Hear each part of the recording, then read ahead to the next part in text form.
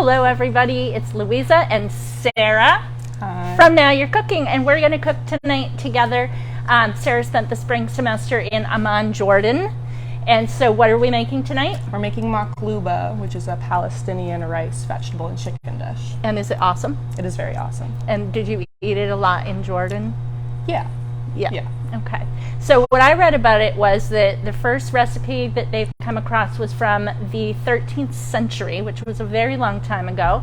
And it is originally Palestinian, I believe, but now it's made in Jordan, Syria, Turkey, Iraq, Iran, all over the place, all variations.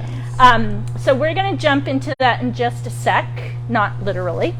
But before that, I want to mention that Heather and Charlie are going to be here next week, and they're going to make no churn ice cream, and I believe they're making coffee ice cream, which they made a couple of weeks ago, and it is delicious. To die for. It is really, really yummy, super quick and easy, and you don't have to have an ice cream maker, although if you want an ice cream maker, we do sell them. So what is Maqluba? Maqluba is a rice, vegetable, and chicken dish. Which you just said. Yep, that is layered. First you fry all the vegetables, and then the day before or a couple hours before, you boil the chicken, and then you layer it all in a pan, let that cook, and then you flip it upside down, which is the name of the dish, Maqluba. Which means? Upside down in Arabic. Upside down in Arabic. So I've done a lot of the prep. It's very prep heavy. However, don't let that scare you. It's all really easy to do. So the first thing that I did yesterday, I seasoned my chicken, and if you look at the recipe, all the instructions are there. So I took the chicken. It's about 2 pounds. You want bone in and skin on for the best flavor. You can use lamb. You can just do it vegetarian without any meat in it if you would prefer that. So I took my chicken. I put it in a pan. I salted, peppered, put cumin, green cardamom pods, and bay leaves, and whole cloves. And I let that sit overnight. And then this morning, I put 4 cups of water in there, and and an onion just cut in wedges, and boiled that for about 35 minutes. And I got chicken, which I strained out. These are the chicken thighs, bone on. I strained out the spices and the onion, and I saved the broth. And here's the broth, really flavorful, really smells awesome with all those spices in it. Then I also fried my veggies this morning. I did it in olive oil, which I think gives it the best flavor, but you can certainly use canola or vegetable oil. If you do use the olive oil, you just want to make sure that it's not too high a heat. But I tried to brown my veggies. The other thing is, if you don't want all that oil, you can just roast it in the oven. Just lightly spray it or toss it in oil, and then put it in the oven at about 350 and let them cook until everything's kind of browned. So this is, especially the eggplant, because eggplant is like a sponge. You're going to want to salt this and let it sit for a little while, press the moisture out of it, and then fry it or bake it. But even so, even getting all that moisture out of it, it just absorbs all the oil, which means it's going to taste really good. Delicious. Really good. So I just want to mention, so I did this before, and I did it in a 5.5 quart Dutch oven, and it fit perfectly. So I thought, I can do a half a batch in a 4 quart. It'll fit, there'll be plenty of room left over. What I forgot was that I added more vegetables to it. So we have a little snafu going on here, but you can learn from my mistake, because here I am trying to boil my rice in this pot, and it's way too big. Way too much food. So make sure that your vessel is the right size for the amount of food that you're cooking before you get it started, or you'll make a big mess like I am. I'll be cleaning the stove tomorrow morning, definitely. All right, so let's get started. You may put that down. This isn't ready to go yet. So we're going to start. We have our way too small Dutch oven, but this might fit. This one's a little bit bigger and we won't go overboard. So we've got our chicken and we're going to layer our veggies. Do you care how the veggies are layered? Is there a specific? Really matter. I normally do it in the order of how I fried them. So I think it's carrots, potatoes, cauliflower, eggplant. Does it matter what order you fry them in? No. So in other words, so why don't you layer as you would like? I'll let you do that part. I'm going to stir my rice, which normally you don't do, but with this dish you do want to stir your rice every so often to make sure that it's all getting cooked and absorbing all that, but not the veggies. You just want to try to, even though you can see I am, but you just want to, that's the light. Whoops. Hi everybody, we're back. So you want to make sure that that you're just stirring the rice, and it's going to overflow and make a little fire here. Do not try this at home. Okay, next week it's going to be Heather and Charlie, and they're not using any fire. Don't be afraid. I know what I'm doing here. I'm a trained professional. Chaos. Sort of. Yeah, just focus on Sarah right now, Heather. Stay away from the stove. So this is also overflowing now. This is gonna be a little too much also. But that's okay, because the rice is gonna go down the sides. So that's your basic layering technique. Next thing we're gonna do is I'm gonna put a little oil in my frying pan, and I'm gonna turn the heat up. I know what I'm doing here, folks. This part I get. I know how to do this. And I'm going to let the oil heat up a little bit. The recipe calls for vermicelli, and I am going to use, this is just a whole wheat spaghetti that we sell here in the store. It comes from Italy. And that is going to go in here and just get a little brown. I'm going to add just a little bit more oil, because why not? It's olive oil. It's very flavorful. Can you see that okay? Unless I get more flames going on my...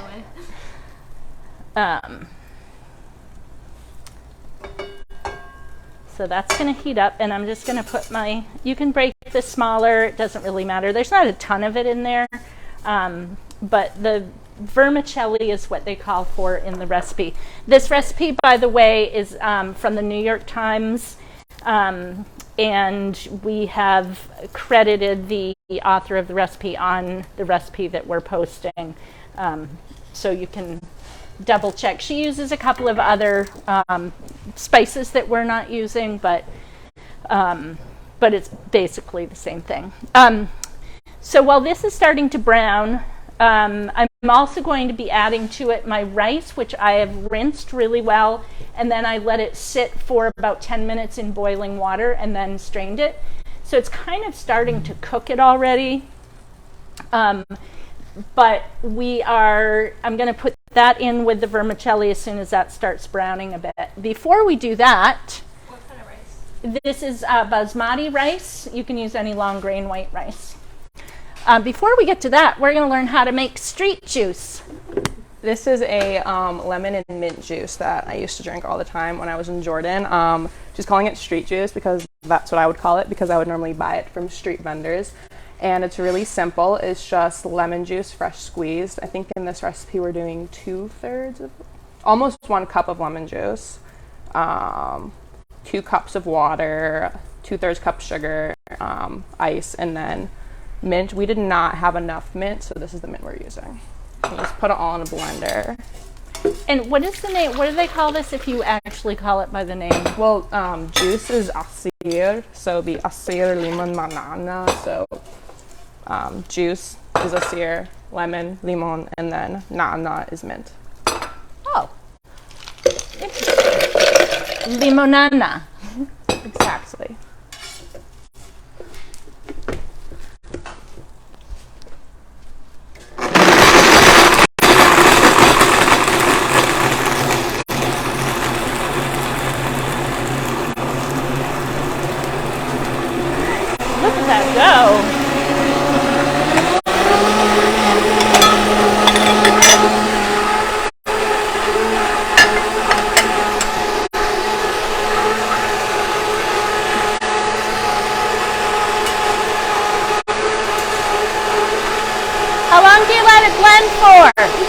Whatever one you want. But this one was 30, I think.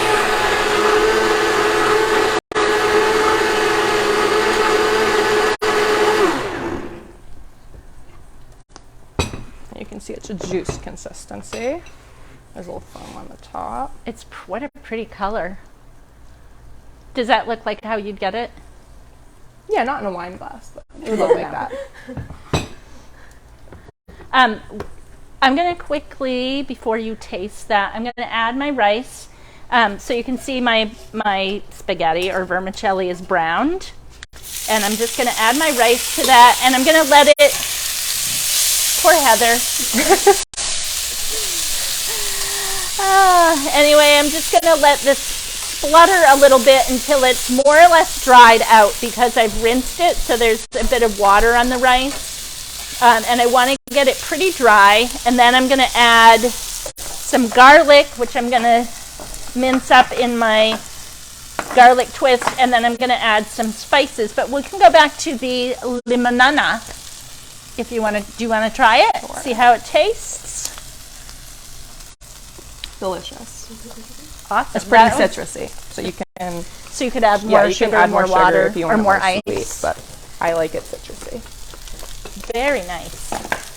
Thank you for that, Sarah. You're welcome. And we can post the recipe for that online as well. We didn't add it, or we didn't include it with the Maqluba recipe.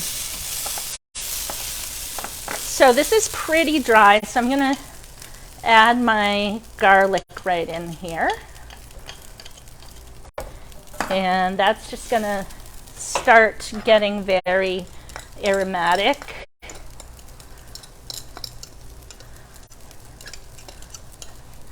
And we'll just stir that around a little bit. So what were some other meals that you had that you're bringing back and Americanizing? Americanizing? Well, we would eat mansaf sometimes, which is also a rice dish with chicken or lamb on top, and then like a yogurt sauce or a milky yogurt sauce, and eat that with bread.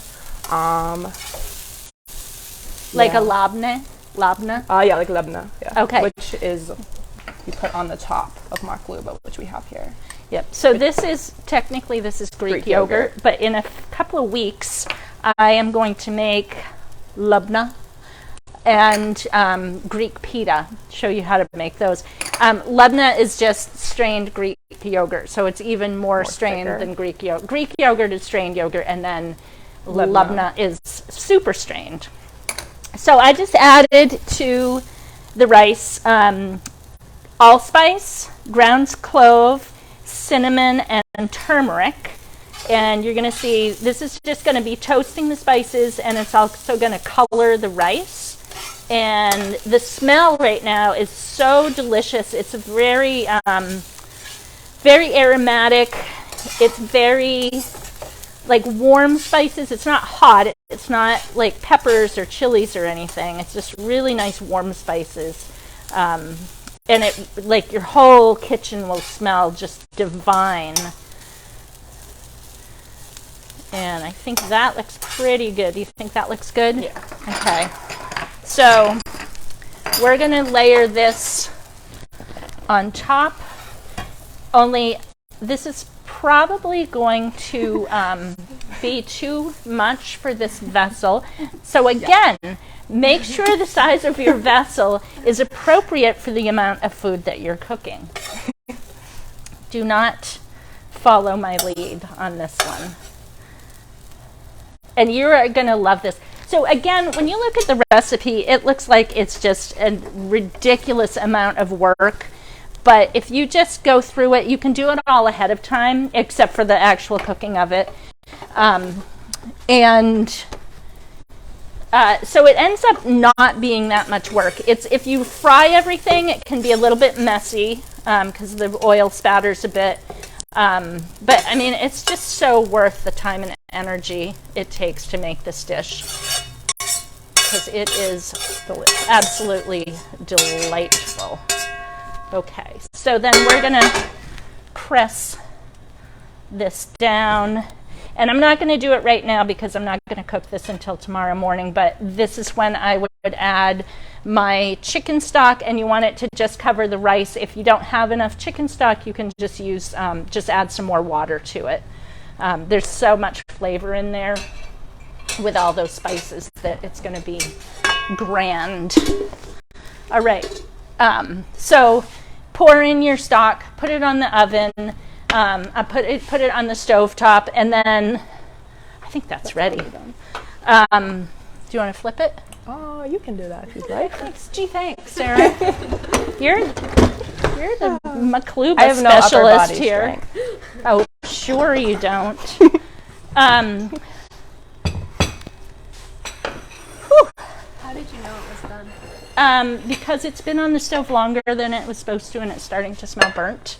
That's how I knew it was done. So you want to cook it for, it's actually probably that I'm smelling. Am I making you want to make this? You really should. It's really delicious. The rice, so it cooks for 35 minutes. So you bring it to a boil. 10 minutes in, you give it a stir. Another 10 minutes in, you give it a stir. Just the rice and vermicelli. Not the vegetables. And then another 10 minutes, and then you take it off the stove. I'm scared, Sarah. I'm scared. You take it off the stove. You go I think I want a smaller plate. Can you grab me one of the smaller ones? You take it off the stove and immediately flip it. Ooh. See, I just didn't think about it. I just did it. If you could see the look on Heather's face right now, folks. It was very impressive. Thank you.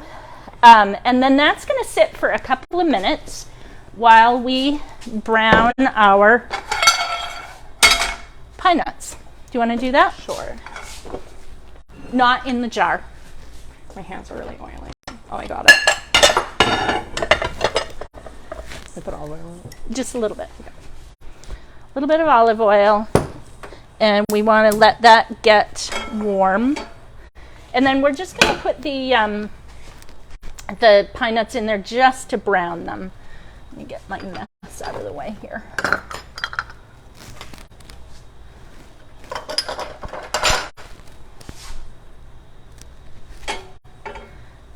Let's let it get just a little warmer there. You want your oil to be a little shimmery. This really is going to be very impressive, folks. Don't be fooled by my malarkey.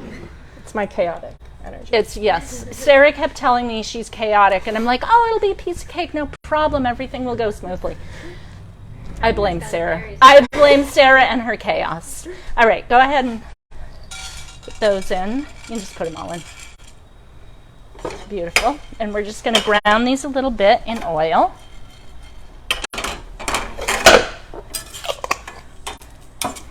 And these are going to go on top of the Maqluba. I am going to make you take the lid off. Can you, though, Sarah? Now you've got me scared. So those are just going to take a moment. Get this other stuff out of the way so that the unveiling is very impressive. Don't mind all the extra rice.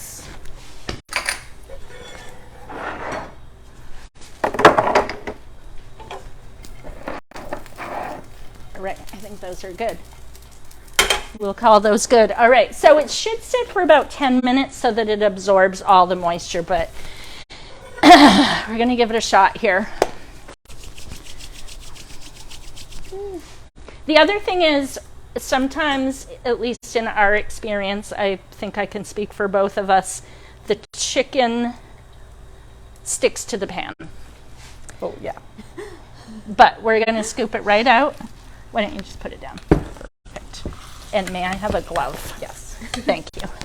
Would you like two? No, just one. Thank you. So the chicken's going to go on. You can see it is just falling off the bone there. Absolutely beautiful. Don't mind the black spots. It's the best part. It's caramelized. Yeah, okay. This is where it starts falling apart, but if you can get it to the table in one piece. If you use a non-stick pan, you might have better luck. All right. It does fall apart. It That's falls normal. apart. It falls apart. It's supposed to do that, right? Yes. It's supposed to fall apart. So that is Maqluba. Let's have that plate there if you want to serve some onto the plate. Some eggplant. Eggplant. So we've got carrots and eggplant and cauliflower and potato. And then we're going to put some toasted pine nuts. So I have found, however much, you're the professional here. I've never eaten it with, I forgot the yogurt last time and it was so good even without. So you can put some parsley on there if you want to. So you've got your chicken, your veggies, your rice. Sometimes it can be served with like a cucumber salad with tomatoes. Just to make it more rounded. Yeah. I'm going to try it. I really taste all those spices in there. It's really delicious. The chicken is falling off the bone. The vegetables are all cooked through. Again, I am sorry for the little bit of chaos here tonight. Because I'm here. It's her fault. It's not really your fault. But that is Maqluba. If you would like to discuss before you try this on your own, give me a call. Stop by the store. I'm here till Saturday. She's here till Saturday, folks. Saturday is her last day, Sarah's last day, but I'll be around.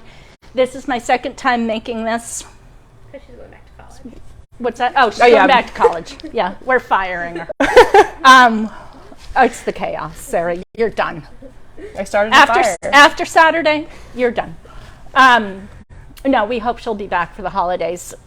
And thank you so much. That was so fun cooking with you. And I'm looking forward to trying the street juice and a big plate full of Maqluba for supper.